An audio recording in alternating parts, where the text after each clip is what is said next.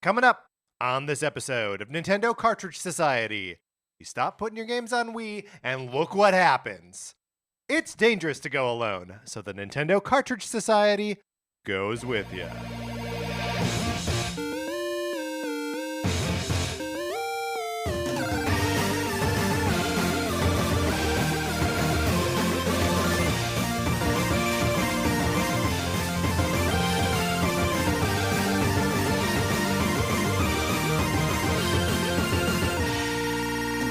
Welcome to Nintendo Cartridge Society. My name is Patrick Ellers, and I am joined as I'm always joined by my co-host, Mark Mitchell. We've got a good show for you today. We're going to be talking about the news from the week, including Ubisoft's bad year. And then on Thursday, we are going to be talking about Fire Emblem classes.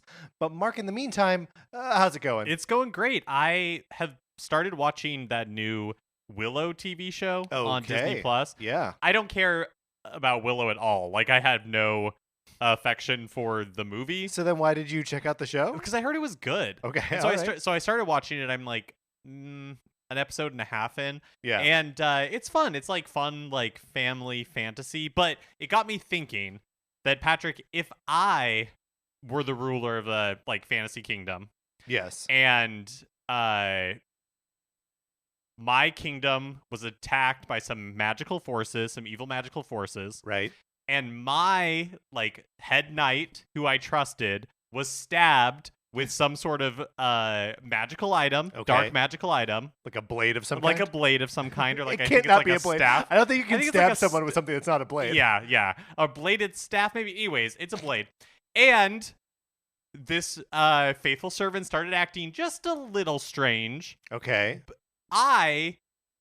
If I were this leader, would not send him out on like the really important quest. Not that I don't trust him anymore, but I would just, he just got stabbed by an evil magical item, and whether he says he's doing fine or not, right. Why risk it? Well, here's the thing. How much do you trust him / how much do you value the bond the two of you share? Because I watched Indiana Jones and the Temple of Doom this weekend, which I always forget how like dark and weird and like just gross out Palooza that movie is. But there's a part in the movie where Indiana Jones becomes evil Indiana Jones, right? He has his heart turned by the bad guys. And first of all, I just want to be on the record, still hot. Evil Indiana Jones, still hot. But Short Round is able to turn him back into regular Indiana Jones just by being like, I love you. Oh, I see what you're saying. Are you asking like, can you overpower the curse through the power of your connection? Well, I'm only an episode and a half in. And you're probably going to stop. and so maybe. But first of all, I would like to think that my love is strong enough. Right. But two, I think I'm going to go ahead and say yes. But even though that is true, I still would not send him out on this really important quest. You got to keep him close to you. Well, you got to keep him close, and you're like... And your enemy's closer.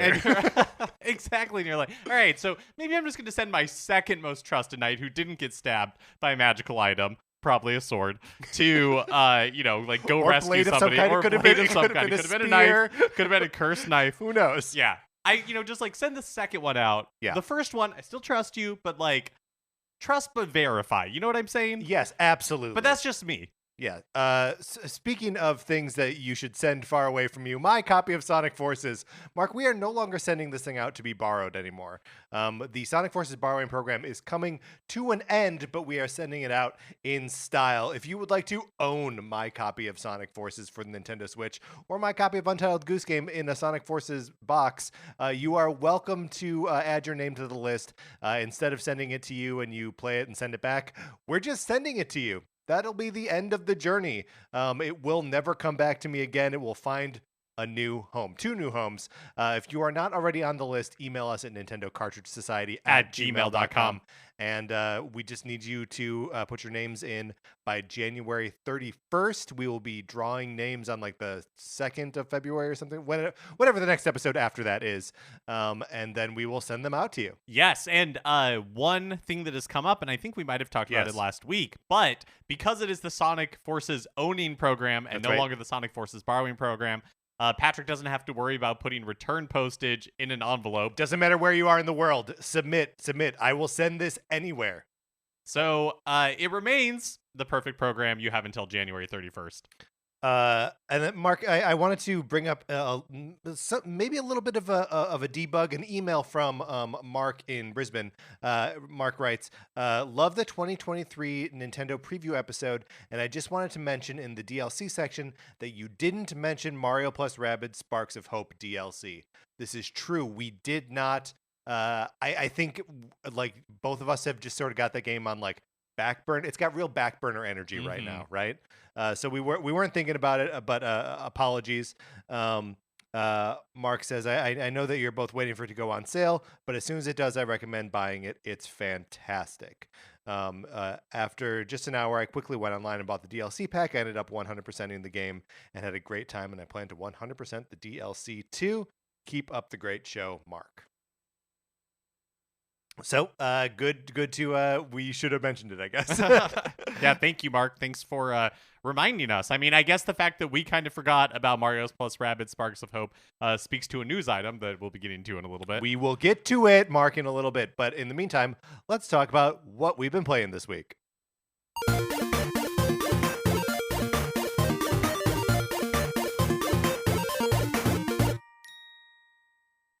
I feel like we just recorded a news episode and just talked about what we were playing, and now like we're back again, and I haven't played anything new. Like I've just been playing the same games that I always play. So still working my way through Crisis Core Final Fantasy VII Reunion.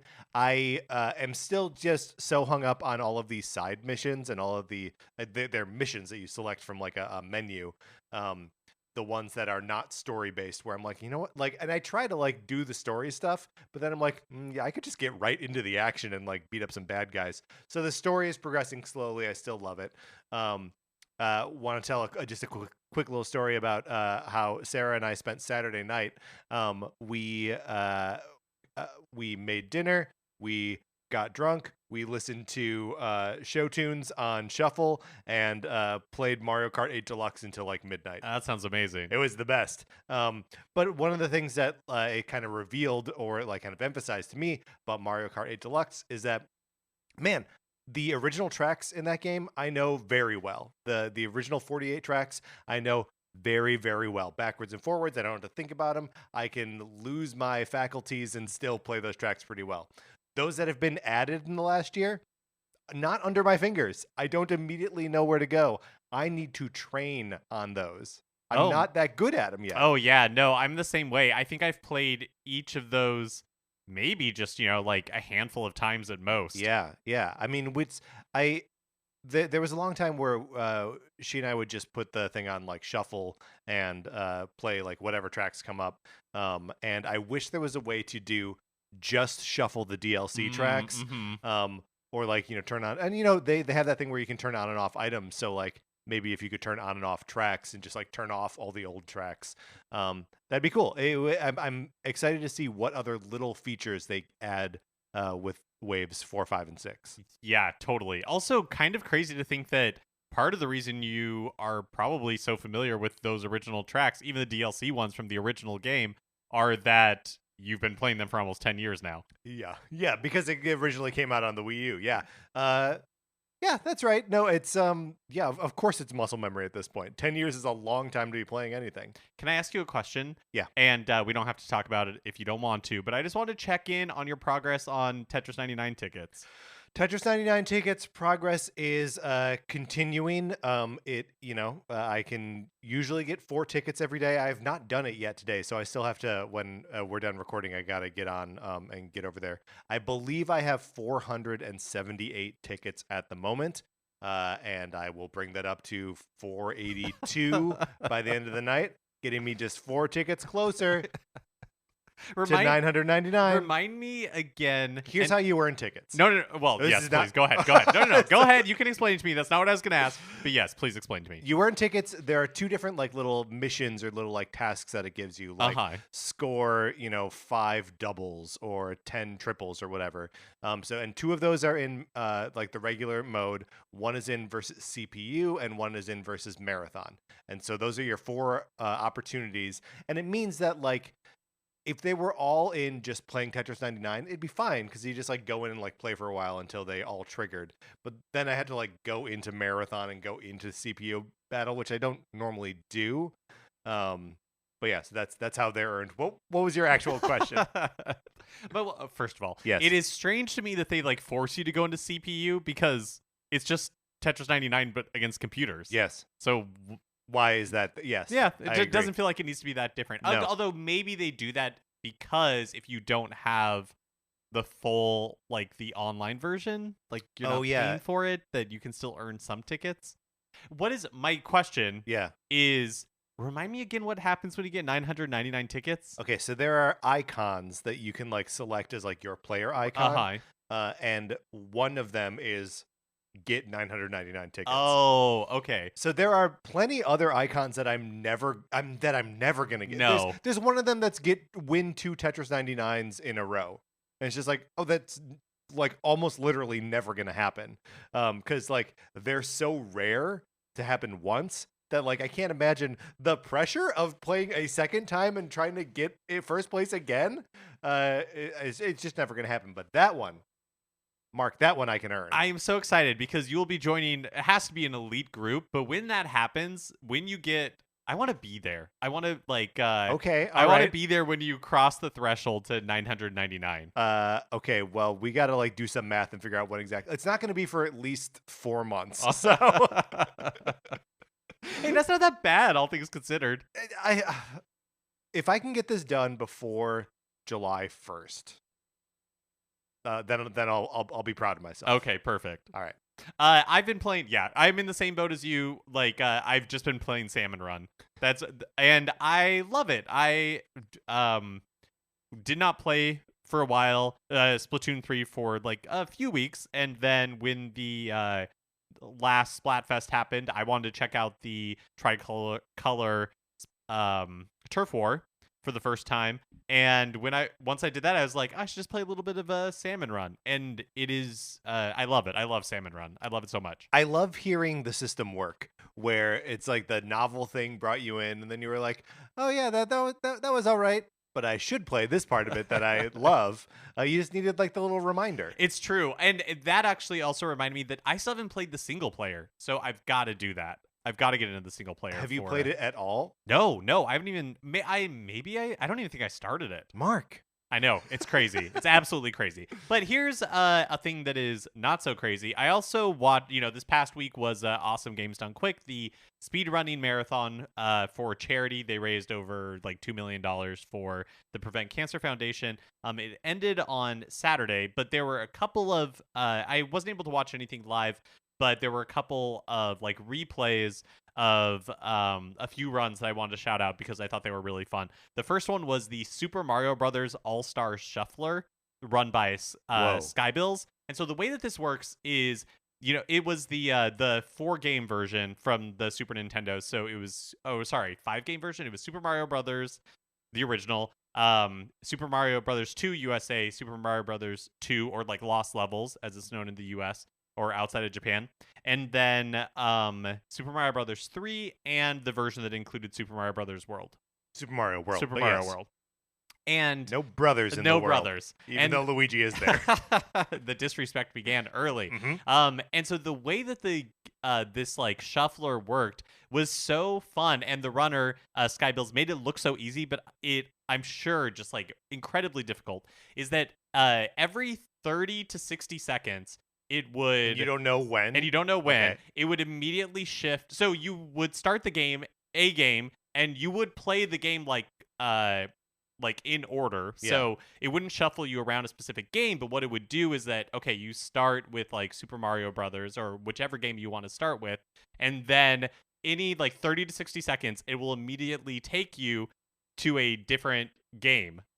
Well, like holding your state. While holding your like state. So you're balancing like these 5 games, you're in different locations, and then you're like making a jump or something, and then all of a sudden it switch to a game that you were playing because it's randomized, so you may not return back to a game for 5 minutes, 10 minutes, and you have to remember like, oh, I'm like right at this jump, or I'm like right in the middle of this jump, and maintaining your momentum and everything. Like, the runner died, but it was still amazing. Like, it just seemed like such a fun way to Yeah. experience those games, and it's a really fun run. I recommend everybody check it out. That sounds almost like NES remixy. Like I wish Nintendo would just like do that and like make it real because that's awesome. Yeah, there was another randomizer that was really cool. It was the Metroid Prime 1 and 2 item randomizer. Yeah. So there were two, it's like a co-op randomizer run. So there were two players, Uncle Reggie and Bash Prime, and one Uncle Reggie was playing Metroid Prime 1, and then Bash Prime was playing Metroid Prime 2.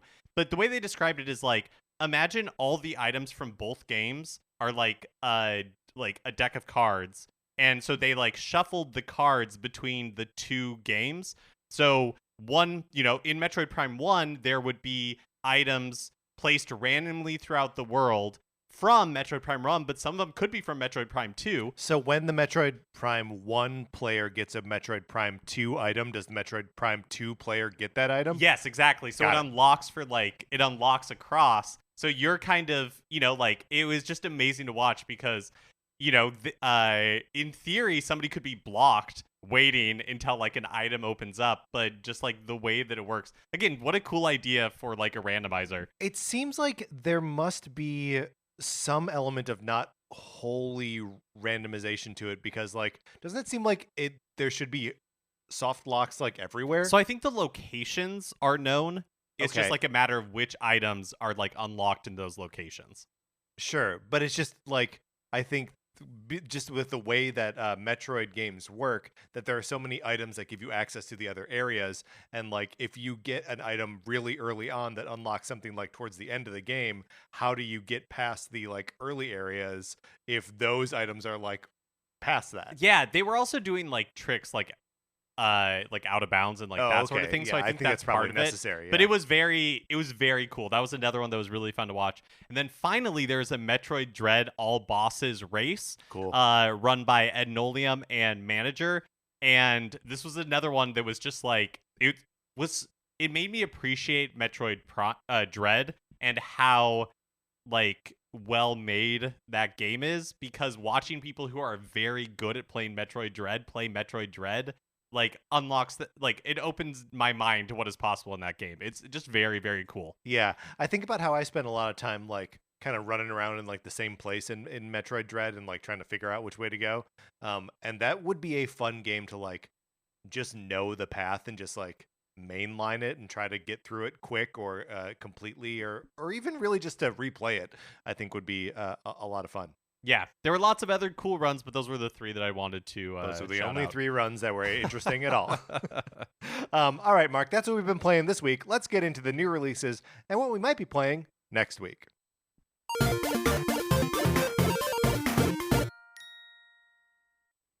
On Thursday, January 19th, Persona 4 Golden and Persona 3 Portable are both released on the eShop on Switch. Now, Mark, both of you and I had strong stances for a very long time. Persona 5 and the Persona games are never coming to Switch. Uh-huh. It's never going to happen. Persona 5 did come to Switch. We both bought it, and we both bought it. Well, we both bought it. And now 4 and 3 are coming out. What is your relationship to these games as they are coming out now? Do you have any interest in them? Any interest in them in like the future? I don't know. So I feel like I picked up Persona 5. Royal was excited to start playing it. Didn't dislike it, but I think I had said before, like, I wasn't really having like fun. Like I wasn't looking forward to getting into it. And as other stuff has come out, it just kind of like faded away. Like I don't even know that I made a conscious decision not to play it.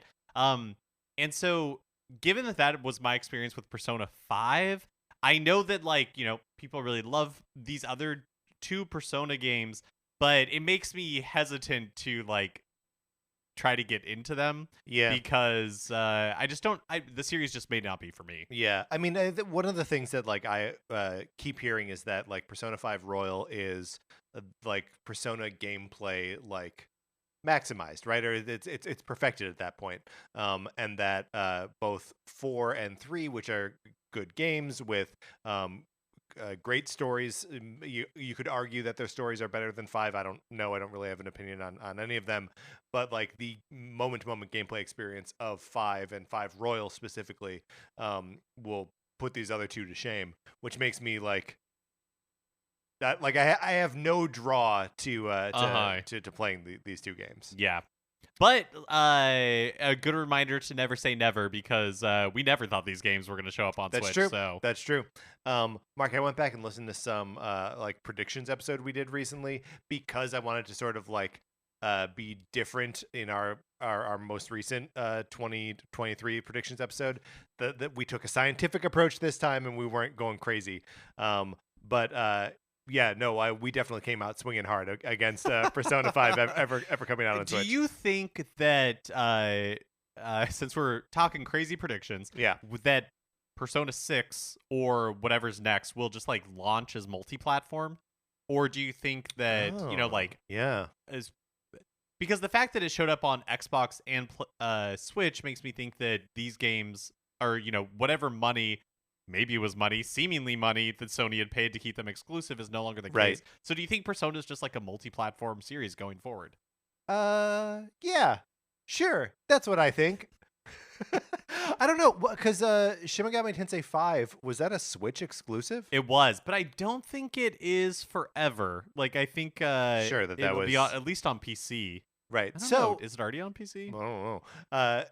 I think like Atlas, you can just someone just needs to throw money at Atlas. Yeah. And so I think the sales of these like Persona games, like this wave of release of them, will probably determine like who is actually going to be like, hey, wait a minute, we need to secure that for our platform. Right. Yeah, that could definitely be true. And it could be nobody, which maybe would be the best case scenario for Atlas, and they can just put it out on everything. Right.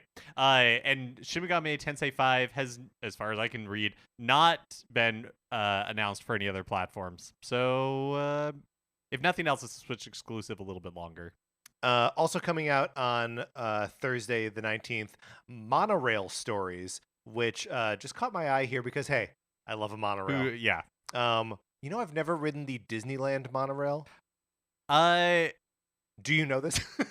I did not know this, and I don't want to dissuade you from riding the Disneyland monorail, but I think you should have low expectations. Yeah. I mean, it's just a mono. I mean, I've ridden the Disney World monorail. Ah, okay. But I believe that takes you further. Oh, for sure. Because it's just bigger space than at land. But so Monorail Stories is a looks kind of like a point and click sort of LucasArts style adventure game that takes place on a monorail. The pixel art is very attractive and very like old school, but just seems like a kind of chill adventure. Not like adventure is kind of in scare quotes there. You're just like figuring out what's going on with people on the train and like helping them with their problems. And then on Friday, January 20th, of course, Pocket Card Jockey Ride On is released on Apple Arcade. Yep. But Fire Emblem Engage is also released, which I'm very excited about. I have my Divine Edition pre-ordered and coming to me from Target. I had a hard time like figuring out where I had pre-ordered this thing from. I did a thing where I like searched my emails and didn't see like a confirmation, and I was like, and then was like, okay, was it Best Buy? Went into my Best Buy order history, not there. Amazon, no, not Amazon. Where did I pre-order this thing? Turns out Target. Why doesn't Target have my email address? I don't know. It's still coming to me though, and I hope I get it either on release day or like the Saturday. That would be okay too. But yeah, I just hope it comes in a timely fashion. Also, I think the review embargo for the game is over this morning, so it'll be interesting to see how it reviews. Yeah, I mean, most Fire Emblem games end up reviewing pretty well because they give them to people who like Fire Emblem games. Because otherwise, that's a winning strategy. Otherwise, it's torture, right? Like, if you're running a review site and you want someone to review Fire Emblem, like, don't give it to someone who doesn't like it. They'll hate their life for 80 hours nonstop. All right, Mark. Those are the new releases. Let's close this out. Which brings us to a regular segment on our show. It is time for 433. In 1952, American composer John Cage wrote a piece called 433, wherein a performer or group of performers didn't play their instruments for 4 minutes and 33 seconds. For the purposes of this show, our instruments are talking about Nintendo. So, for the duration of one performance 433. Mark and I will talk about something not at all Nintendo related, thus fulfilling the contract of the piece. Mark, last week we talked about the 10 longest running Broadway shows. And you quizzed me on it. And now I'm going to quiz you on the 10 longest running sitcoms. Okay. Now I have a list of the 20 longest running sitcoms, but we'll just have to make that work. Well, that'll be good. Well, but it's not in order.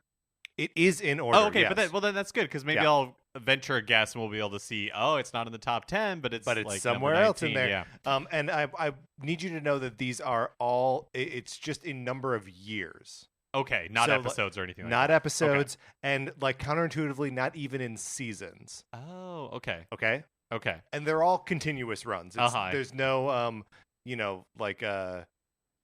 So Family Guy's not on the list. No, Family Guy is on the list. So it's not continuous runs then. I guess you're right. Yes.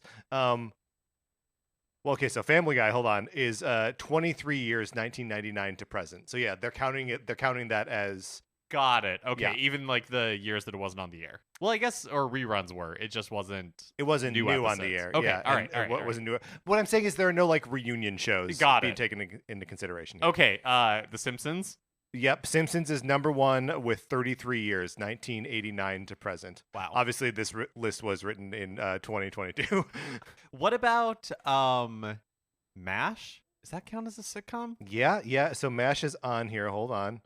I saw it earlier. They're not numbered, so here we go.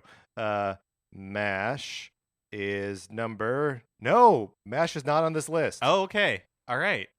I've never seen an episode of MASH. It's okay. Okay, all right. So. Oh wait, yes it is. Here's the thing: is if you do a search on the page for the word MASH, you're not going to find it. Oh sure, because yeah. it's M.A.S.H. MASH. Ran for 11 years. Okay. Man. Sorry, I'm just going to give this one to you. Do you know that Will and Grace also ran for 11 years? What? Wait, so this is... So it does include the revival. It does include the revival. Okay. Okay, so ignore my instruction before about the revival. So 98 to 2006 and then 2017 to 2020.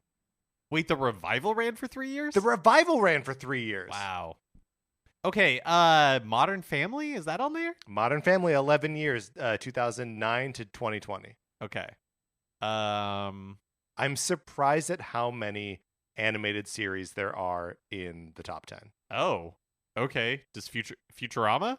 Futurama they don't have in here, but like it started in 1999, right? And they're about to put out new episodes. Right. That'd be 22 years right there. But 23 years. So maybe they are counting some of the breaks? I don't know, man. You gotta take up your complaints with Screen Rant, okay? Okay. Can you give me a hint? I don't think I can. Sure. So so you said Family Guy and you said The Simpsons. There's another like big animated one that's South been Park. around. South Park. 25 years since 1997. I don't think, and again, I'm. You're not calling it a sitcom. I don't know that it would be. I don't know that I count as a sitcom. It's a tough call. Yeah. I don't know that I would either. Here's another one. I believe number 5. Curb Your Enthusiasm. They're saying 22 years because it started in 2000. Yeah, I guess. Oh, Big Bang Theory. That's got to be on there, right? Yeah, Big Bang Theory is 13 seasons. Okay. Yep. Or 13 years at any rate. 2.5 Men? 2.5 Men is on this list as well. 2.5 Men, 12 years. How I Met Your Mother. 3. No, I don't think so. Oh, not that long. I think How I Met Your Mother, I think that's 8 seasons maybe. Not on the list. I guess Curb Your Enthusiasm qualifies on a technicality. I guess I just don't think of it as a sitcom. Yeah, or as running for 22 years. I mean, it's still there are like 11 seasons of it, which like is impressive and long running in its own right. But it's not quite 22. So what is number 2? Number 2 is Family Guy. Oh, so it's Simpsons Family Guy? No, sorry. Simpsons South Park Family Guy. Oh, okay. Wow. Okay. Oh, sorry. This there are so many graphics on this that like Simpsons South Park Family Guy is correct. And then 4 is Curb Your Enthusiasm. 5 is It's Always Sunny in Philadelphia with 17 seasons. Wow. But I guess we'll never know the rest of the list. Mark, anything surprise you there? It's surprising me how many modern shows are on there. Yeah, well, because like when you go back, the longest running like kind of classic show is The Love Boat, 13 years. Huh. And then like what else in here is like classic? Murphy Brown, they have it as 11 years. Oh, because of the revival. 88 to 98, and then 1 year for the revival.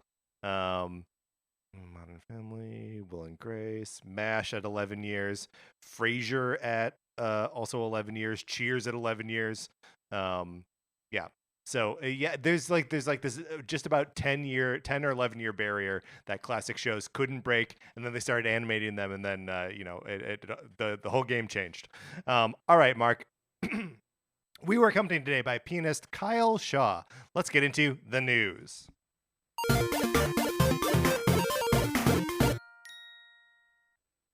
As part of some financial guidance update issued to investors last week, Ubisoft cited the underperformance of Mario plus Rabbids Sparks of Hope and Just Dance 2023 as contributing factors in their projection that their full year earnings will drop 10% versus the growth of 10% they had previously forecasted. So Ubisoft not doing particularly well here, and citing specifically the underperformance of these two games. Right. Which, like, we hadn't. First of all, there were no like sales numbers or anything attached to it, so we don't know really how they performed. Right.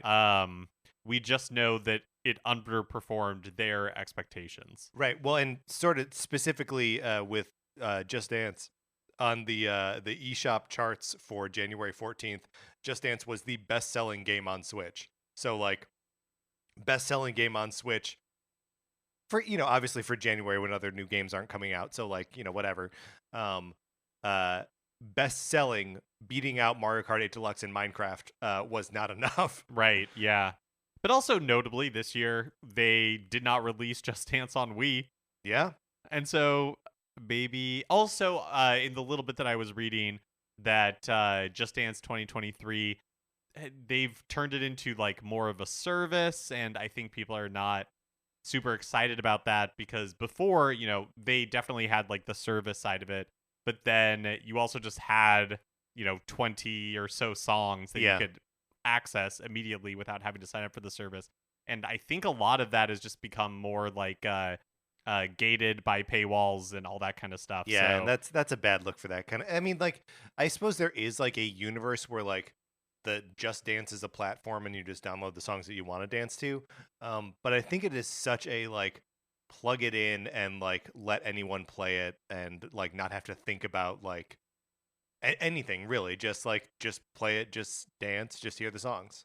But going back to Mario plus Rabbids, so I mean, this is entirely anecdotal, but you and I, looking forward to the game, like the first one a lot, but we have not bought it. We, I don't know how many people this is true for, but the first Mario plus Rabbids game dropped in price and dropped hard pretty quickly, and that definitely was on sale like all the time, and so that definitely trained me to wait. Like I know it has been on sale like half off like physically, but I'm waiting for that $20 barrier. Yeah, and once it's $20, once we cross there, then I'm picking it up. Yeah, well, it's interesting because it's also like there was a novelty to Mario plus Rabbids when it first came out, where there was the whole sort of like meta story of like it leaked and people were like, "Is this real? What a bad idea!" Then we actually saw it and we were like, "Okay, this kind of rules." And then the game came out and it was good.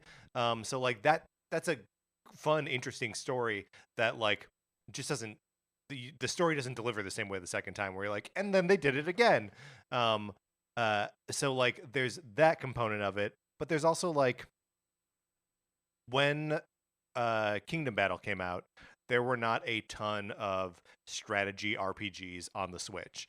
I remember at that time being excited for Tiny Metal and Wargroove and like all these other games that were coming out that were going to like Into the Breach, all these games that were going to like start to fill the Advanced Wars / Fire Emblem like niche that had not yet been filled on Switch. Then a Fire Emblem game came out. then Advance Wars didn't come out. And now we're, on the eve of another Fire Emblem game coming out. And it's just like, how much appetite is there within the Nintendo Switch audience for strategy games like that? Triangle Strategy also on that list, right? I just feel like the need has already, the niche has been filled, the need has been met. And so that's, for me, why I don't think the audience was there for it. Yeah, it will be interesting eventually when we do get some sort of sales numbers. Like I'm guessing whenever they have their next like quarter results and there's like a Q&A that sort of thing will come up. But my understanding is that, like it was a much larger team working on the second game, like the scope expanded and all that stuff. And so I just wonder if in hindsight, that they thought Mario they were going to grow the audience with the second one. Yeah, exactly. Just also, they, as part of this guidance, they revealed they were canceling 3 unannounced games, and not really Nintendo related, but they're delaying Skull and Bones yet again. Skull and Bones, I will bring up though, just as something. This is a game that I played in one form or another at E3 2018, and I got a T-shirt, a Skull and Bones T-shirt. That's really cool and that I like to wear. It's black. It's got like a skull on it and like some other like pirate ephemera, including a like skeleton hand giving the middle finger, which I think is really rad. But like it's printed in like this kind of like white ink that's, I don't know, it feels like it's old. And then there's just like a Skull and Bones logo on the side of the shirt. And I always was like, yes, this is great. That game's never going to come out. And I'm just going to have this like obscure shirt from a game that doesn't exist. And then when they're like, well, we are going to put the game out, I was like, nah, rats. Well, I still like the shirt. And now that it's being delayed again, it just makes me wonder if the game will ever see the light of day. Yeah, apparently, I don't know the details, but apparently what I was reading is that they're like contractually obligated to release it. Maybe there's like tax incentives from some country. Yeah, there's something like, I mean, otherwise it would have been canned like the rest of these games. I do think like Ubisoft is such a weird company, right? Where it's like they've got a Star Wars game coming out. They've got an Avatar game coming out. Like those things are huge. Like maybe these games underperformed and they really thought that they were going to be like blockbusters. But there are like other games in their pipeline that are also potential blockbusters. Like, I don't know. I guess maybe I'm reading too much of like the narrative of like, oh, Ubisoft has to like get their stuff together. It's like, well, no, this is just like the course of business. They thought these games were going to be more successful. They're revising their projections down 10% and canceling a couple of games to focus on the stuff that's actually going to make them money. Well, the thing that's so interesting about Ubisoft to me is like it's huge. It has so many employees compared to other video game, even compared to like EA. It has so many more employees, and they apparently, this is all like allegedly, that they were trying to get like acquired and weren't having any luck. So well, and they like staved off a hostile takeover a couple of years ago, right? Yeah. So yeah, I don't know. It's there's obviously a lot of businessy stuff going on there that we don't totally understand, and I guess that we're not totally invested in either, right? Like in terms of like mindshare, like I think you and I don't really gravitate towards the Ubisoft style of game anyway. Like, outside of Kingdom Battle and South Park: The Fractured Butthole, like I've not really. Yeah, I'm trying to think the last like Ubisoft game I picked up. Yeah, I mean the last one I picked up was South Park. I'm pretty sure. Yeah, that was a long time ago. So yeah, I don't know. The NPD Group has released their list of the top 20 best-selling games of 2022 in the United States, or I guess the top 10 best-selling games of 2022. And there are 2 Pokemon games on there.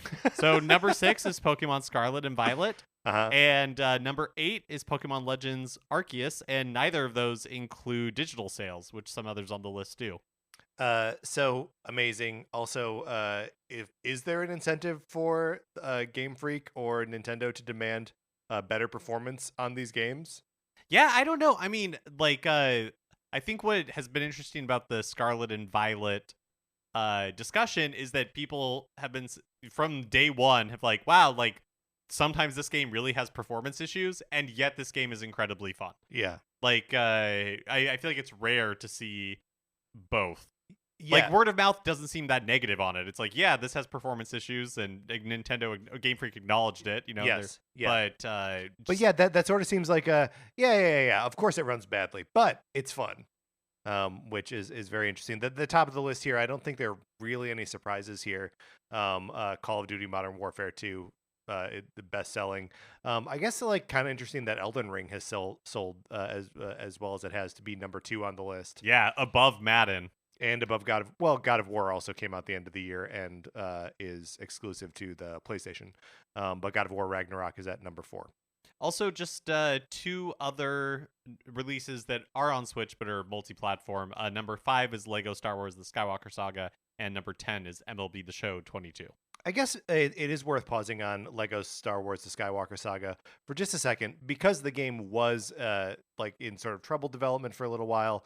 Remember, we laughed about it being like delayed after having seen it at E3 2019. And so yeah, and just like knowing that games coming out of Warner Brothers Interactive have also had like a little bit of a hard time finding like their share of the market in the last couple years. Lego Star Wars did not have a hard time. Yeah, finding notable success. Mm-hmm. Speaking of sales, the president of Nintendo France has continued his recent tradition of sharing some details on how Nintendo has performed in the country over the past year. In 2022, 987,000 Switch units were sold in France, making up 50% of the share of consoles sold in the country in 2022. Fewer than 2 million consoles sold in France in 2022. That puts the Switch total in France at 7.09 million units since launch. So that's above the record held by the Wii, which was 6.3 million, and above the PlayStation 4, which was 6 million. But the Nintendo DS just remains untouchable. It's like 10.6 million units in France. Well, and like the worldwide numbers for the worldwide numbers for DS are like 165 million or something like that. Something like that. It's yeah. so high. Yeah. And also notable, the Mario Kart 8 Deluxe attach rate is above 50% in France. So it's like more than 3.5 million copies sold. Do you think they like that Paris track in the DLC I pack? think they do. You think they like it? I think they like it a lot. I still want. Give me a Hollywood sign one. I want to drive around on the Hollywood sign. Oh yeah, that'd be so fun. Like 0G up on on the H. That'd be great. HAL Laboratories will be presenting at the Game Developers Conference in San Francisco this March. Shinya Kumazaki and Tatsuya Kamiyama from HAL will be hosting a panel called The Many Dimensions of Kirby, focusing on Kirby and the Forgotten Land 1 year after the game's release, plus Kirby's return to Dream Land Deluxe, which will have been out just a few weeks. If I can just punch up the name of their panel, either Kirby's Many Dimensions or Kirby and the Many Dimensions. Very good, yes. You gotta put Kirby first. Also crazy that Forgotten Land has been out for a year now. Yeah.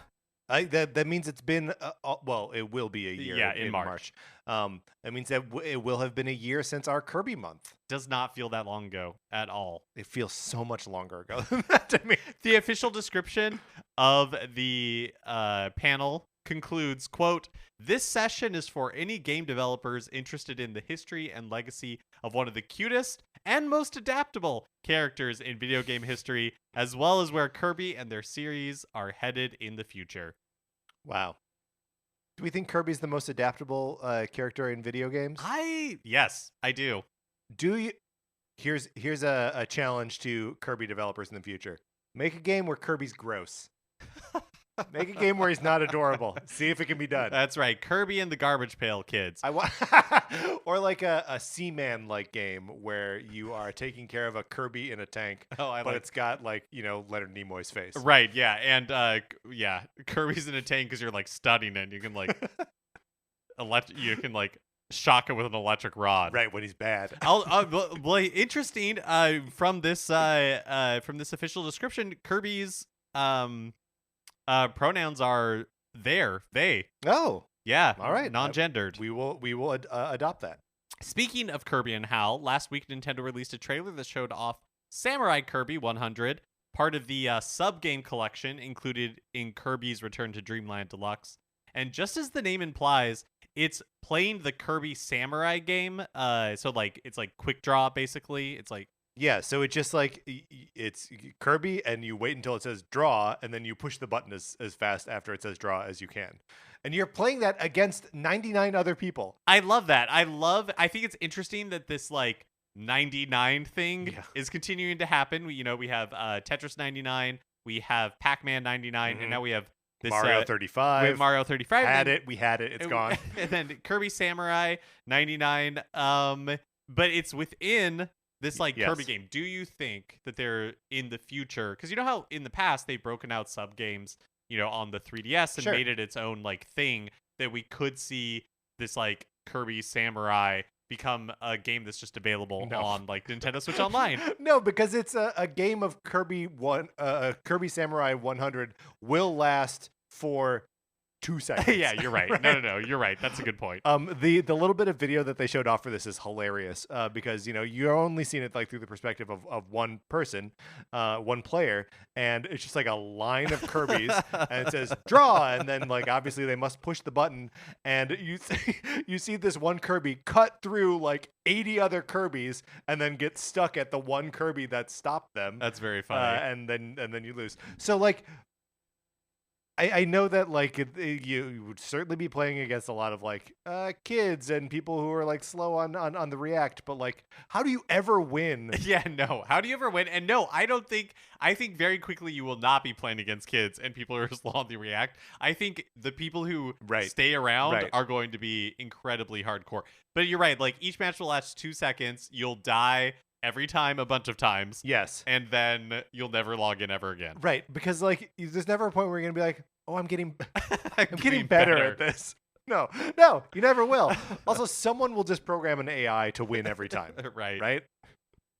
They'll program a Rob the Robot to pick up a spinning disc. That's right. And drop it. You understand how it works now. Anyway, my note here is just ridiculous. This is absurd. Also, we learned that Return to Dream Land Deluxe includes new copy abilities not in the original game or ever in the series, I don't think. Mecha was shown off at the Nintendo Direct that revealed the game, but we also are getting Sand and Festival as new copy abilities. I gotta say, Festival, adorable, reminds me of the like between Act 1 and Act 2 chapter of Sylvando. Yes, I was thinking the same thing. Yeah, 11S Echoes of Elusive Age Definitive Edition for the Nintendo Switch. He's just got a lot of feathers and is wearing like a hat with a star on it. It's very like Carnival. Yes. What do you think that power does for him? I don't. You know what? I can't even. Maybe he dances. I'm gonna guess he dances. The Kirby's dance. And the other like the Waddle Dees or all the bad guys are like mesmerized. Maybe that's what puts them in like a daze. I hope it is just like Dragon Quest XI Echoes of an Elusive Age Definitive Edition for the Nintendo Switch, where Kirby starts marching in this festival regalia, and the other like enemies start marching behind him. Oh, that'd also be fun. Just excited to entertain. The crumbled countryside. Be very good. And Sand. So Sand you transform into like different things. So like a sand castle or another sand thing. Another thing made out of sand. So I think it's kind of like rock. But just with sand. It's kind of like you're turned into the Sandman from Spider-Man. Maybe that's what it is. Maybe that's what it is, yes. I hope he gets to wear that green striped shirt. What would be the point if he doesn't? I mean, we're looking at a picture of him and he doesn't. Well, I mean, Kirby never wears a shirt. So that's not like they never did I use pronouns for Kirby there? No, you just said Kirby never wears a shirt. I said Kirby never wears a shirt. Yeah. Finally, Splatoon 3 is being upgraded to version 2.1.0. The patch, which goes live today, mainly adjusts the damage and output of main weapons and special weapons to better balance the game, but there is also a number of bug fixes. Yeah, and so if you are very concerned about what these balance changes are, you can just look up a complete list. It's exhaustive. They have published everything that they're doing. So like if you need to know that the size of the terrain inked by the Splattershot Nova was increased by about 19%, you can find that information. The patch comes with an announcement of another patch due out in March. It also includes weapon rebalancing and new features, whatever that means in detail. I mean, probably like a new game mode. And no, it's probably something similar in scope to what we're seeing there. Mark, did you get a chance to look at any of the like specific patch notes for this? No, I didn't at all. It's definitely something that made me go like, oh yeah, I don't know, I'm not plugged into this game at Oh, all. that's how I feel with like when there were the Smash Brothers Ultimate notes, and it was very similar sort of thing, where like very detailed balance changes that matter a lot. I'm sure if you are playing this competitively or just like really into the game. Yeah. But for a casual player like me, like doesn't mean anything. Yeah. Have you ever had a time where there's like patch notes that come out and you're like, well, I gotta check through it? Destiny. When I was playing a ton of Destiny, that was it for you? Because that game, like they were making changes like all the time, and so yes, Destiny. I was pouring over those patch notes. For me, I think it was Marvel vs. Capcom 3. They like one of the first patches. They brought Sentinel's health way down, like it had been way too high, and so they just like rebalanced it. And I remember being like upset enough about it, or I don't know, upset, but just like it affected me enough that I like posted about it on Facebook. Isn't that weird? I love that. I was just like, they nerfed Sentinel on Facebook, and like then my parents' friends were like, huh? All right, Mark, let's get out of the news.